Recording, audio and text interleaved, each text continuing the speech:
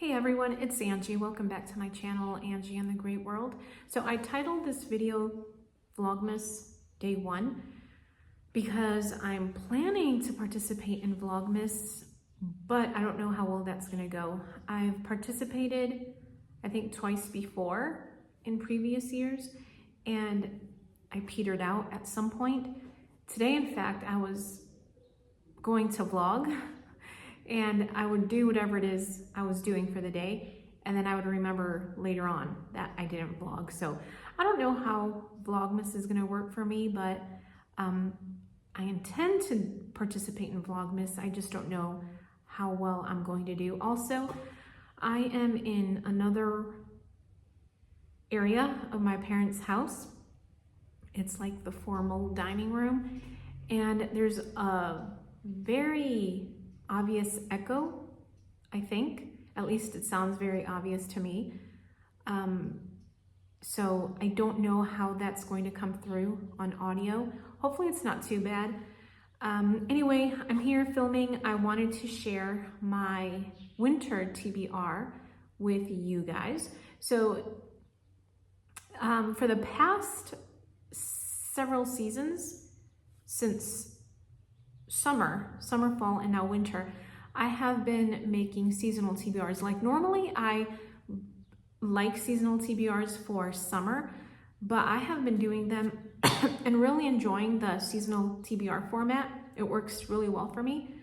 And so I'm just gonna continue doing seasonal TBRs for a while until I get tired of it. So yeah, let me just get right into what I plan to read this winter. So that'll be December, January, February. Okay, so on my list, I have The Genealogical Adam and Eve, The Surprising Science of Universal Ancestry. This is by S. Joshua Swamidass. Now this is a book that I hauled a couple of years ago. I bought it on my brother's recommendation, and I haven't read it yet. I'm planning to read it. That's gonna be in February. We'll see. I'm gonna see if I can get one of my other brothers to read it with me, because I feel like I'm gonna need guidance as I go through the book. Okay, I also want to read Keep the Aspidistra Flying by George Orwell. I'm planning to read that one in January. Now, I first heard about this book from Faye over at, I don't remember her channel name. Faye Loves Books. I will link her down below. She read this a few months ago, and I was really intrigued by the synopsis or the plot of the story. I had never heard of this book. I don't remember if Faye liked it. I think she thought it was all right. I think. I could be wrong. I will link, if I can find it, I'll post a link to her video where she mentioned Keep the Aspidistra Flying. Then I would like to read A Glove Shop in Vienna by Eva Ibbotson. I'm planning to read that one in December, and in fact, I already started reading it yesterday. Today's December 1st, so I started reading it yesterday. I read Vicky and the Christmas Angel, which I thought was really good. It wasn't a romance. Supposedly, these stories are romances. Maybe they're not all romance stories. But that's okay if they aren't, because I'm not really into reading romance anymore. I did consider putting Mimi Matthews' A Gaslight Holiday on my,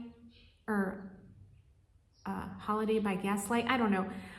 I don't remember the title, but I considered putting that one on my winter TBR, but I thought, no, you know what? I'm done with romance. I don't want to read romance anymore.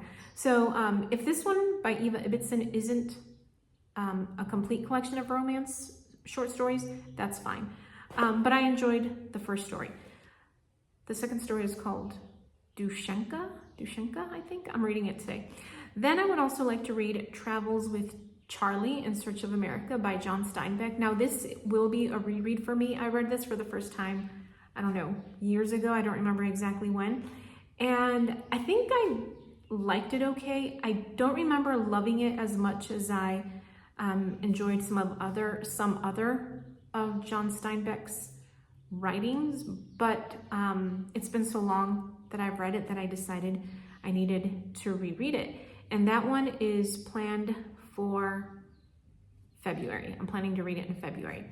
Okay, then I would also like to read a nonfiction book called 5 Lies of Our Anti-Christian Age by Rosaria Butterfield.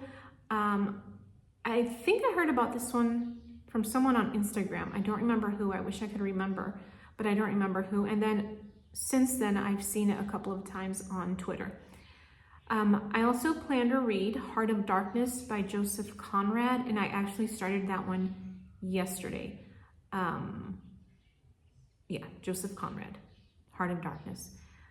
I'd like to read Dubliners by James Joyce. I actually started reading James Joyce's A Portrait of the Artist as a Young Man a couple of years ago, and I think I almost finished it, and then I just stopped. So yeah, this will, if I do read Dubliners, it'll be technically my second James Joyce, but hopefully the first one that I actually finish. And I'm planning to read that one in January. I'm also planning to read 5 Lies of Our Anti-Christian Age in January. In February, I would like to read The Power and the Glory by Graham Greene. That's a book that I started reading a couple of years ago. I think I read a few pages and then I set it down and didn't pick it up. And I'd like to read it while I'm in Mexico, since it is set in Mexico. I also plan to read Sense and Sensibility by Jane Austen. I'm planning to read that one in February, which will fit nicely for Feb Regency. I don't think I have ever participated in Feb Regency, but I had honestly zero interest in reading Sense and Sensibility. But I talked with someone a few months ago when I was going through some kind of like personal things, a very difficult time in my life. And this person said that they had just read Sense and Sensibility and it really helped them to get through something they were going through. And so I thought, okay, I need to read this and just to, read another Jane Austen novel. I think this will be the last Jane Austen novel that I need to read, but no, I have not read her Juvenalia. Is that what you call it? Juvenalia? I don't know. But I think this may be the last of her major novels that I need to read. Anyways, I just thought maybe it'll help me to get through what I've been dealing with. I feel like I'm on the tail end of all that, but anything that can help further along the process is welcome. Okay, I would like to reread The Lion, the Witch, and the Wardrobe by C.S. Lewis. I read that again years ago, but I never finished the series. So I would like to start the series in January and then read it throughout 2024. Another book that is on my January list is Drive Your Plow Over the Bones of the Dead by Olga Tokarczuk. Now, this is a book that I started, I think, a couple of years ago, also in winter, and I actually was really enjoying the book, and then for some reason I just stopped reading it. I think what I used to do is that at the end of the month, if whatever I didn't get through, I would just stop reading and then I would move on to whatever I had planned for the next month. And I always ended up with at least 14 or 15 books that I had never finished, and then I never did finish most of them. And so I think doing seasonal reads has really helped a lot with that. So I'm leaving very few books unread, or almost none at all, because I just get to whatever I can get to, and then I try to read whatever I can during that season. And it's just been working out a little bit better for me. All right. I want to read Jesus of Nazareth by Pope Benedict, Joseph Ratzinger. I had wanted to read this last year, but I just didn't have time for it. And I'm planning to read it in December, this month. So I need to start it today because I would like to finish it in December. If I don't finish it in December, that's all right. I don't mind. This is one that I don't mind rolling over into the next season if I have to. A few more and then we're done. I have Death on a Friday Afternoon by Richard John Newhouse. This is a reread for me. I actually read this one last year, sort of at the beginning of my journey back to Catholicism, and it was really helpful in several ways. It sort of gave me, I think, the push that I needed to really decide that I was returning to the Catholic faith. Yeah, and so I really enjoyed it.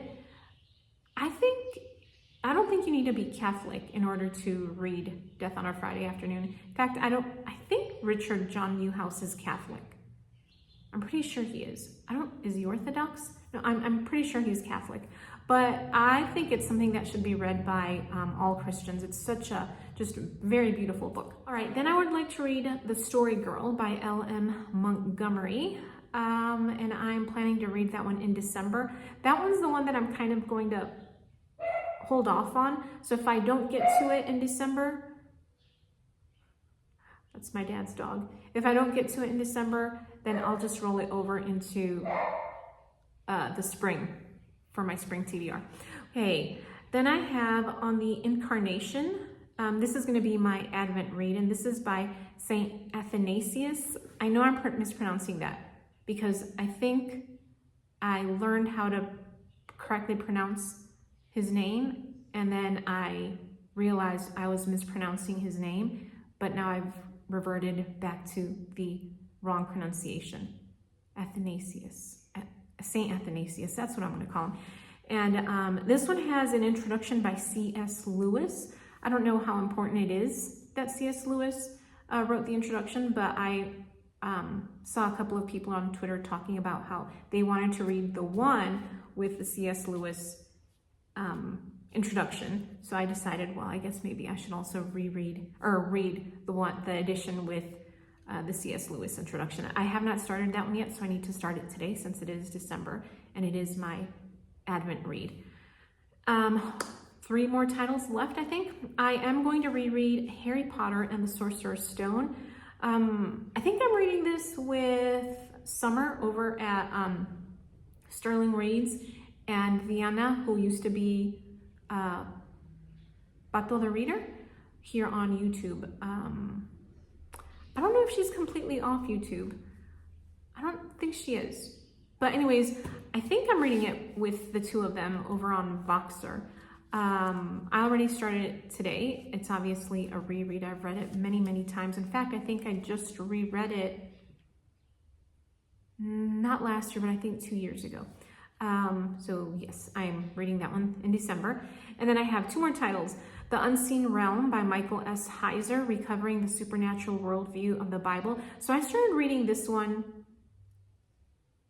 2, maybe 3 years ago, and so much of it went over my head. And I also think I was expecting something different from what it was. So I was a tiny bit disappointed. I didn't realize there was a glare on my glasses, sorry.